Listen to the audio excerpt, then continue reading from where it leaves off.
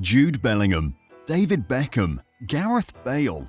Some of the greats of the British game, all who took on the huge task of pleasing the Real Madrid faithful, with varying levels of success. All these household names, however, followed in the footsteps of a footballer who, to many, will be relatively unknown. In the centre of a small East London park, just a stone's throw from Leyton Orient Stadium, is a statue of a man with arms outstretched, poised to shoot. Balletic is one word frequently used to describe him, an electric winger who glided effortlessly across the less than ideal pitches of the 1970s, a training technique more common to the modern game. The first Briton to join Real Madrid in the modern era, and one of the very first black players to represent England, Laurie Cunningham was a trailblazer. Those who recall seeing him play talk with a whispered air about greatness. Spain's former manager, Vicente Del Bosque, Cunningham's teammate at Real Madrid, described him as the Cristiano Ronaldo of his era. And yet, undeniably, he has a fraction of the legacy Ronaldo will have 50 years after his career ends. A man who moved in extraordinary ways. Throughout his life, he faced huge hurdles, including racism, injuries, and a tragic ending. Here is a story of Laurie Cunningham. Raised in North London by Jamaican parents, Laurie was known for his quiet, introverted nature off the pitch, contrasting with his bold football style and passion for dancing. After a trial with Arsenal, he signed a schoolboy contract in 1970. However, their rigid playing style didn't suit Cunningham's dynamic play, and after helping them win the double, he was released in 1972 with the note, "Not the right material." Cunningham's future was uncertain until Leyton Orient, then in the second tier, signed him. He made his debut at 18, and after 3 years, he made 75 appearances, scored 15 goals, and earned a move to West Bromwich Albion, where his talent flourished despite challenging conditions. Racism in football today pales in comparison to the 1970s, when players with black skin were regularly targeted with bananas, coins, and verbal abuse, often with no consequences.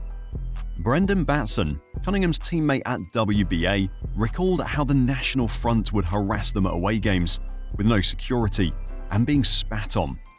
Cunningham, frequently being the best player on the pitch, only fueled the abusers' anger. His breakthrough came in the 1978-79 season, with Batson and Cyril Regis forming a dynamic trio that helped West Bromwich Albion finish third.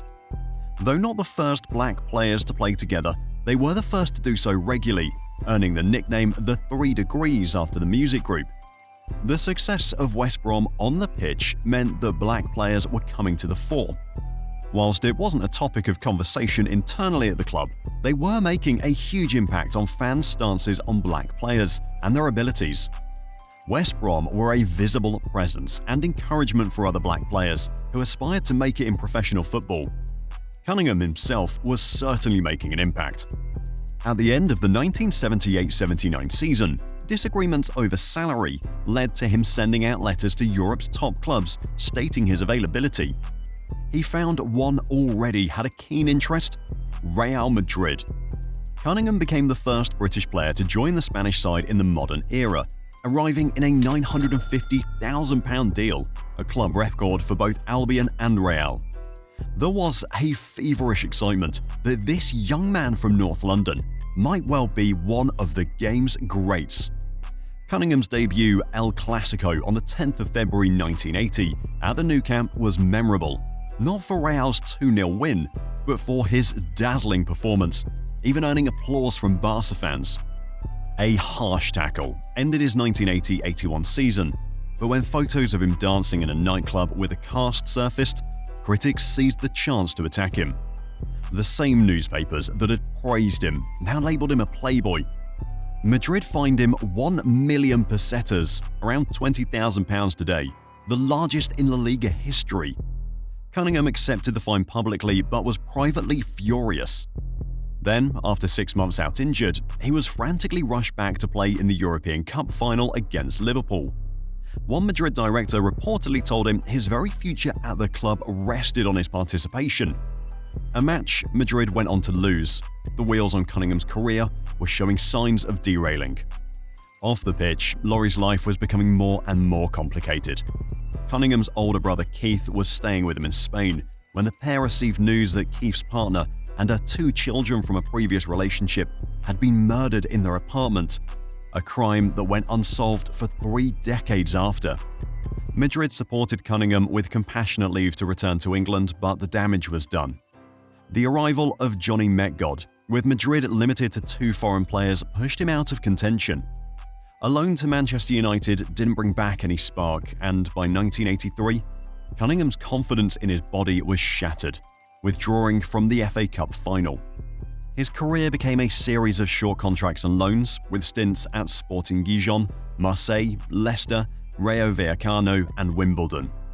Highlights included Wimbledon's FA Cup win in 1988 and Rayo's 1989 promotion to La Liga, but the glory days at Real Madrid were behind him. Cunningham's story tragically ended on the 15th of July 1989.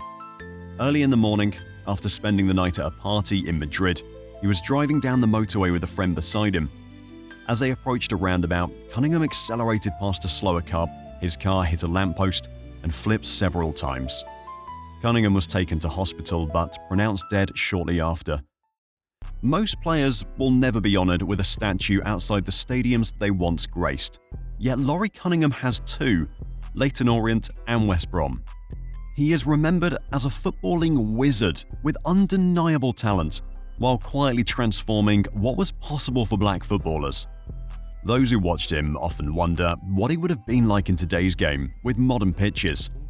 Yet a career mastered by racism, injuries and tragedy, many feel his career could have been so much more.